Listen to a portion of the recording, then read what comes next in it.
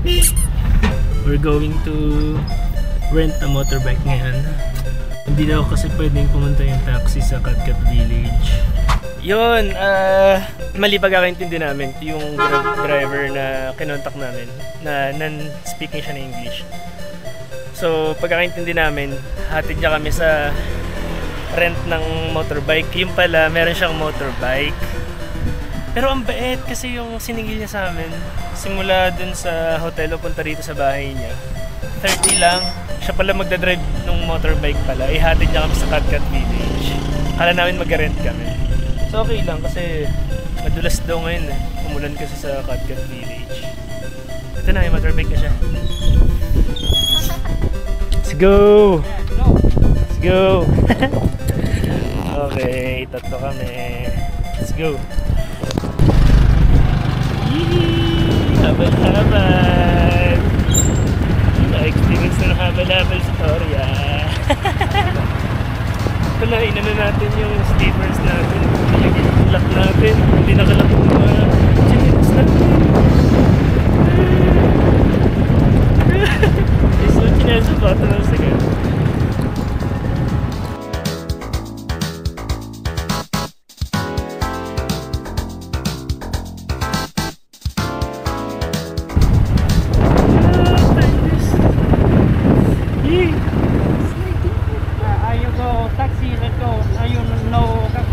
Okay. So we walk. Bawal pala talaga taxi sa Katkat Village. Basa dito, ang dami. May nakaano nga harang. No taxi. No taxi, Katkat Village. May nakaharang. Bawal talaga taxi.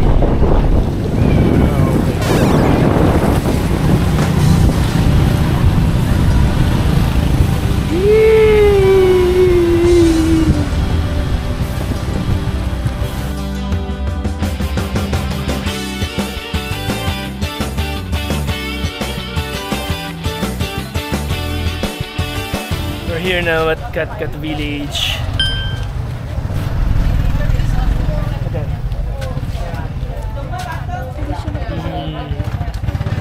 Bait nung driver namin, hindi siya nagpabayad agad. Paano kung hindi kami magbayad sa kanya? Sabi niya yung payment na mamaya sa hotel. So sundin ulit. Sundin niya kami. Isi ka nga, bulol ka naman. Bet, Stig. Kala namin maglalakad kayo mamaya.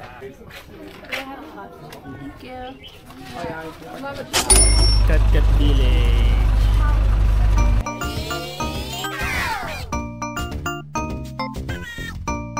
Hello. Thank you. Thank you. Ganda dito.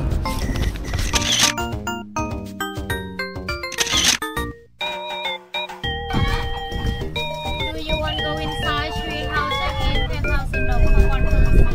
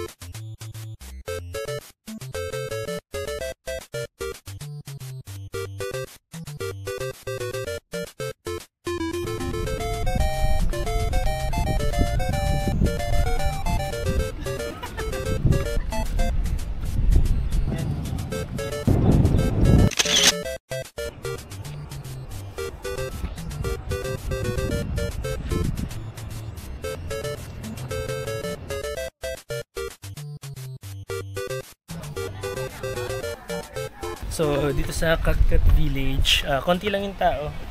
Kala mo lang mamaya, madami pala. Pero konti lang. Ngayon, parang isang group pa lang yung nakita namin dun sa mga spots na pinipicturean na overlooking. Baka kasi umulan kanina, no? Kaya nag-cancel yung karamihan. Tayo ready na natin. Kami may dala naman kaming kapote ko sa kalan. At 2 payong.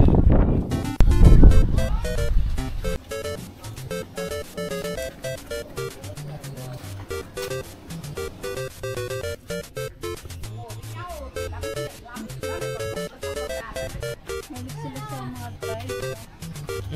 Mga dinidehydrate.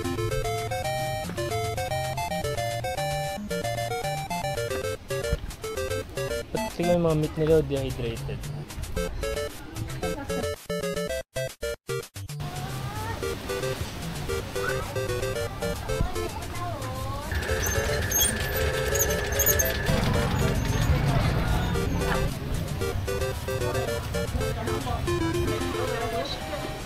Dalawang Katkat Waterfall. Parehas may waterfall, oh. Katkat Waterfall and Dongshin.